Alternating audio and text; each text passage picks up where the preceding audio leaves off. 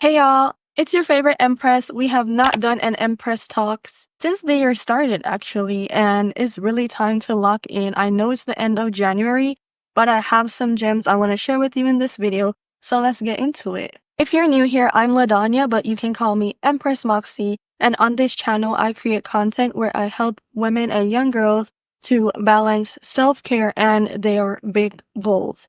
Fun fact about me, I am a startup founder and a corporate girly. So those are the two major areas where I use the most energy in my daily life that I have to actualize.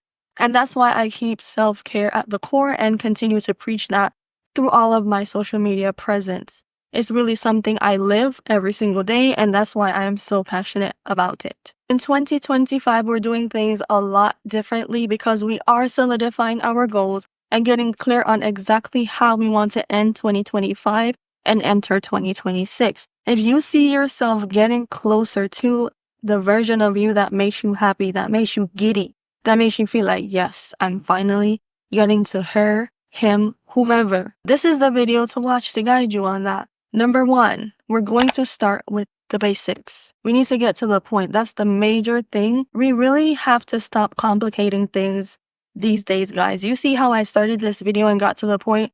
That was one of my goals for 2025, learning how to communicate and get to the point faster, starting with the basics. Over the years, by gaining knowledge and being in certain spaces, I've noticed that a lot of times we make things technical. We have what is called a jargon. These are certain words and terminologies that may be understood in a specific space, but keeping it simple is how we make sure that we are understood. Is how we make sure that when we are maneuvering other spaces, when we're going around, we're not excluding anyone. The more we keep things basic, the more clarity we have in the way that we maneuver the world, the way that we approach our goals.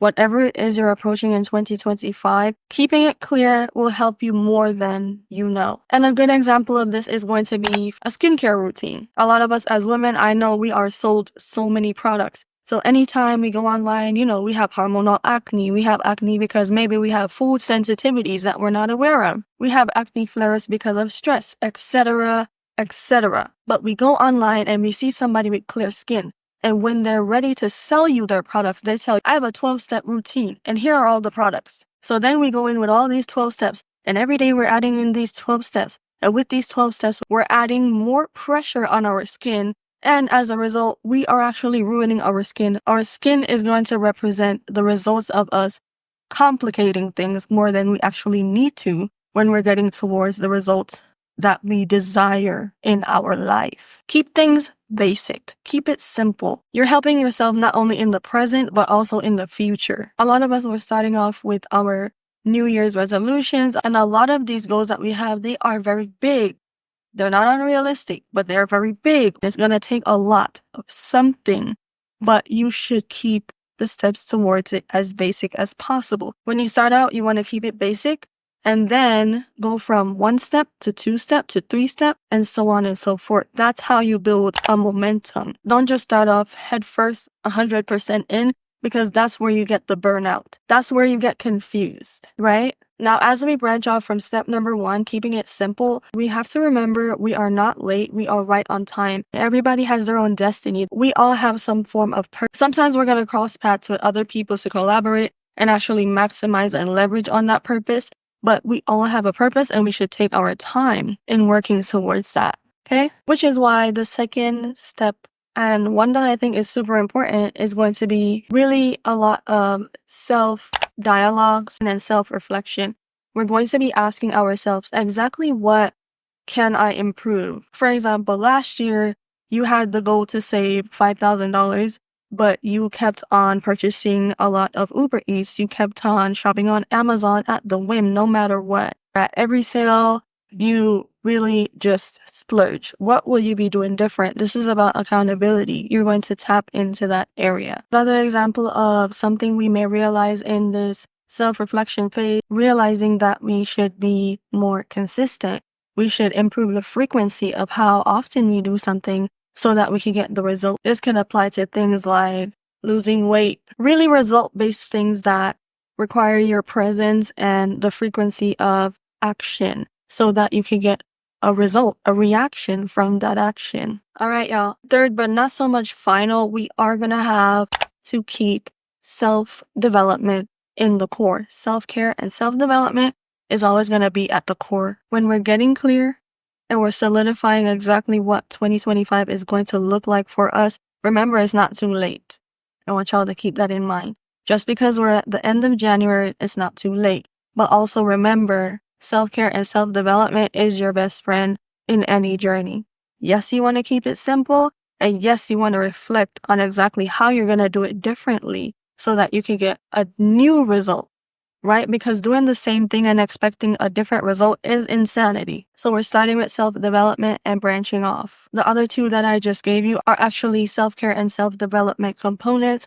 But another example is going to be self-compassion. What does it look like to prioritize yourself in this year and the years forward so that you could get towards exactly what you want? What do you need? Write down your wants and your needs and who and where you could get them from. With the self-care is not always about a product that you can put on your face or your body or whatever. Self-care can also be walking in nature during this winter period because of seasonal depression whooping your butt. Really, the end goal of self-care and self-development, when meshed together, is to be able to be self-sufficient, which I believe is an important thing to be as a young woman.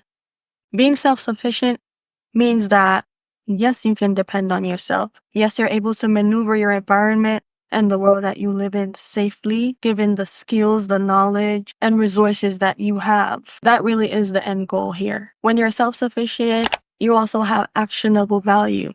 You can do something with it so that you can leverage and go somewhere else, if that's the idea, right? For example, if you know that you're good with your hands doing pottery, you're good with your hands cooking, you could possibly teach a class, you could possibly open a restaurant, a bakery, whatever it may be. And that is how you leverage the fact that you have actionable value. And when you have actionable value, you're creating real impact. All of this is really a domino effect, a ripple effect, if you're following where I'm going. Whenever you start with the basics, you're taking your time, you're realizing that there's no need to rush. Also, in the process, you're reflecting a lot and you're learning about yourself. You're becoming more self-compassionate. You're patient with you. You understand your flaws. You know exactly what your greatest strengths are and your greatest weaknesses are and where you're having room for improvement. And this is what flows into self-care and self-development so that you can stay balanced in all of those things while you're building and flowing, right? And then you're acquiring skills, which then flow into the area of being self-sufficient. And when you're self-sufficient, you have actionable value and you put that to use. That's when you have real impact. Am I a teacher or something? Am I like a wizard or something? I don't know, but I just put that all together. I really want for this video to be something of inspiration, something you can sit down and listen to and take in. That's what I want these Empress Talks to represent. I will be giving you my vlogs where you follow me through my journey of building my startup Bly, as well as how I'm balancing everything with self-care and self-development, right? That's me exemplifying it in my real life. But when I sit down like this with you, this is for us to have a real flowing conversation, a real talk. I want to share real opinions so that when you listen to me, when you hear me, it actually clicks and connects somewhere. Because I see you and I relate to exactly where you're headed or where you want to head. Maybe you haven't started, but that's what I am here for. That's the resources that I'm here to provide as a result of what I'm gaining in knowledge from my own journey. That was all I had for you today. Let me know in the comments how you're getting clear and solidifying your 2025 goals. I do have a follow-up blog for this coming Thursday, so stay tuned for that, and I will see y'all in another one next time. Bye!